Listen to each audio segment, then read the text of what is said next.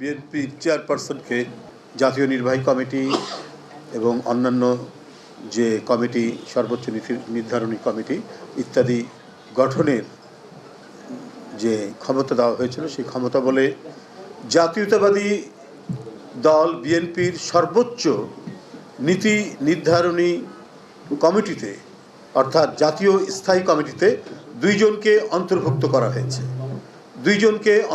করা হয়েছে। দলের ভাইস চেয়ারম্যান মেজর অবসরপ্রাপ্ত এম হাফিজ উদ্দিন আহমেদ জাতীয় স্থায়ী কমিটির সদস্য হয়েছেন এবং আরেকজন হলেন জাতীয় স্থায়ী কমিটিতে নির্বাচিত হয়েছেন বিশিষ্ট চিকিৎসক ডাক্তার A.Z.M. জাহিদ হোসেন। তিনিও দলের ভাইস চেয়ারম্যান ছিলেন, তিনি এখন জাতীয় স্থায়ী কমিটির সদস্য। বিএনপির স্থায়ী কমিটিতে গেলেন মেজর হাফিজ ও জাহিদ হোসেন। মেজর অফ হাফিজ উদ্দিন আহমদ বীর বিক্রম ও চিকিৎসক A.Z.M. জাহিদ হোসেনকে দলের সর্বোচ্চ নীতি নির্ধারণী পর্ষদ জাতীয় স্থায়ী কমিটির সদস্য করেছে বিএনপি।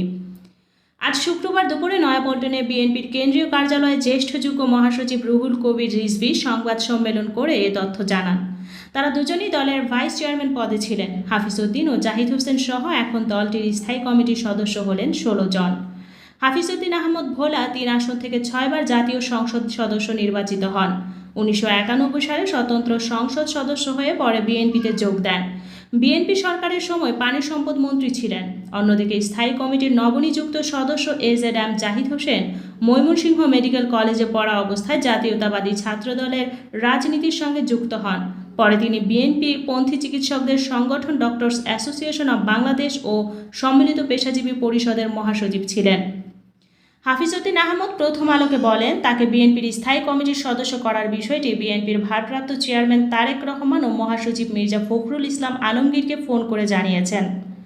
বর্তমানে বিএনপির স্থায়ী কমিটির সদস্যরা হলেন দলের চেয়ারপারসন খালেদা জিয়া, ভারপ্রাপ্ত চেয়ারম্যান তারেক রহমান, মহাসচিব মির্জা ফখরুল ইসলাম, খন্দকার মোশাররফ, জমির উদ্দিন সরকার, রফিকুল ইসলাম মিয়া, মির্জা আব্বাস, গয়েশ্বর চন্দ্র রায়, আব্দুল মঈন খান, নজরুল ইসলাম খান, আমির খসরু মাহমুদ চৌধুরী, সালাহউদ্দিন আহমেদ, সেলিমা রহমান, ইকবাল হোসেন মাহমুদ, হাফিজ উদ্দিন আহমদ ও A.Z.M. জাহিদ হোসেন।